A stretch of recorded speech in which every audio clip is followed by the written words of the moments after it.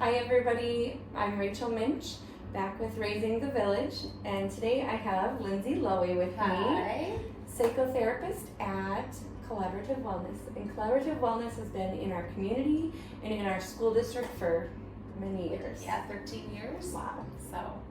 So, Our littles in town, and our bigs, have known Lindsay and Griffin the dog, and now getting to know Gus, right? yes, Gus is our newest therapy dog. Yeah, so our littles and bigs see them around town and in our schools often. So with school coming up, we're going to be seeing lots of emotions. What are some of those emotions we might be seeing? I think some of the bigger emotions that are going to be much more noticeable are probably excitement. Some kids are going to be really excited to be getting back. I know I've got one kid that's very excited to be getting back. And then some kids might be feeling a little bit of disappointment or not wanting to go back, a little bit of that kind of school resistance. Maybe not school refusal, but definitely school resistant. So my other son is in that category, right? I don't love school, but I've got to go. So maybe even just some kind of feeling apathetic about the whole thing.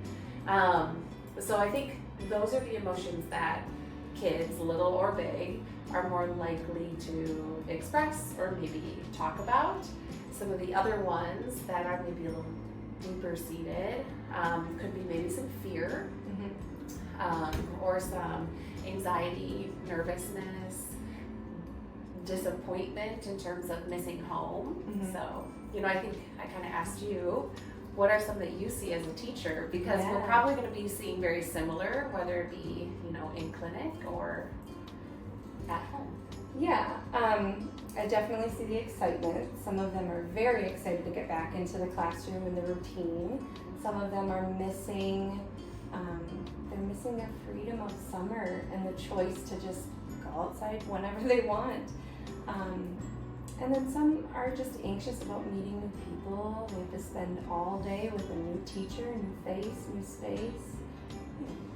Yeah, some of the similar ones. Okay, so we know that kids can show their emotions much different than adults sometimes. So, how might some of those emotions that we were just talking about show up in behaviors for kids versus what we might see as normal as an adult? Sure. I think Griffin, you saw him come into the screen, probably just gave a great example.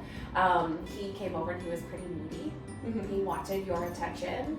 And so I think some kids might show up behaviorally or emotionally as wanting a lot more attention, maybe being a little bit clingier, not wanting to leave, or maybe just wanting to hang out with you a little bit more. Some kids might start to get kind of pushy with other kids or their siblings. Irritability, I think too, sometimes a change in appetite or a change in sleep behavior is going to be really normal during this period. So, always asking ourselves, this behavior is communicating something to me as a parent. What is it communicating? And then just remaining open and curious about what that might be. So, hey, I noticed you're kind of like really picking at your sibling lately. I'm curious, like, what is that about? What's going on? Well, I don't know, nothing's going on. Ooh, okay, so that's a big emotion. Got it. And then maybe just kind of backing away and letting their body and their brain kind of process through whatever it is. And you can use that same strategy, whether it be, irritability or excitement or clingy or needy or, I think you pretty much just summed up my household to a T. I've got somebody who's on me nonstop and somebody who doesn't want anything to do with anybody else in the house. So yeah, that's a good idea. Just asking, this doesn't seem normal. What's going on? Right. And what if they don't really know? They don't know what they're feeling or why they're feeling it. You're going to get that a lot. Parents, you're going to get the I don't know a lot. And I think one of the best approaches to I don't know is that's okay. meeting your child where they're at. And as adults, I think sometimes, and I'm guilty of this as a parent too, like we want to fill in the blanks, or we want to have a reason for why something might be happening, right? Because if we have a reason for why, then we can maybe fix it. Yeah. So kids don't always have a reason, and they also don't always need to fix or have something fixed. A lot of times our kids just need space to have their emotion, express their emotion. If it's destructive, right, or if it's harmful to somebody else, that's what we need to address. We address the behavior that is a response to whatever it is they're feeling. And in our bodies, this is kind of like that biological answer. In our bodies, our nervous system is going to give us the signals. And kids don't have the brain capacity yet to know what those signals are, which is why you get, I don't know. Because they don't know. Right. They just know that their feet want to run, or their hands want to hit, or their voice wants to sing loudly, or be goofy or be awkward or be weird or playful. And so I think it's just kind of honoring, oh God, okay, I don't know what emotion this is, I'm just gonna let it fly. And then again, if it becomes destructive or hurtful or harmful, address the behavior that is that. Right. I think when you were saying about filling in the blanks, I think as a parent, I'm guilty of that too. Yes. Like, oh, you must be feeling, here's how we deal with that. Exactly. Where we should be giving some space and letting them kind of figure out how to do it. Yeah. Or like, well, I don't, that staying curious, that's why if we stay curious, then it gives them an opportunity to really maybe think about, well, I don't know what I'm feeling, right? And kind of decide for themselves what that emotion might be, and then they can learn how that feels in their body. That's great. So, stay curious. Stay curious. Give space. Give space.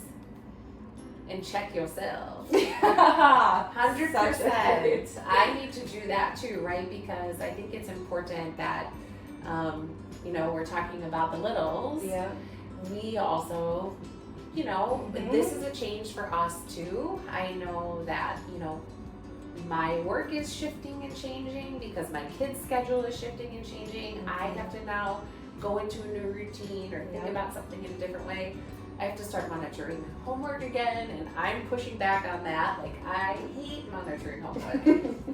And so I think it's important too to give ourselves some grace and some compassion that we are also going through this change and this transition. So we're going to have emotions that just as much as they are. Yep. And I think that is also a great learning opportunity to talk with our kids. I'm like kind of dreading the start of school. How are you feeling? Yeah. Right? And just, again, relating to them so that they know adults are thinking and feeling the same way. It doesn't always have to be, oh yay, school. We can be scared and nervous and all of those other emotions. School's cool, teacher, but it can kind of be scary and all of those other things as well. Thank you so much. You're welcome. That was great advice. Yes. I hope you guys were able to take something from that. Please be looking for our next video. But until then, raise them up.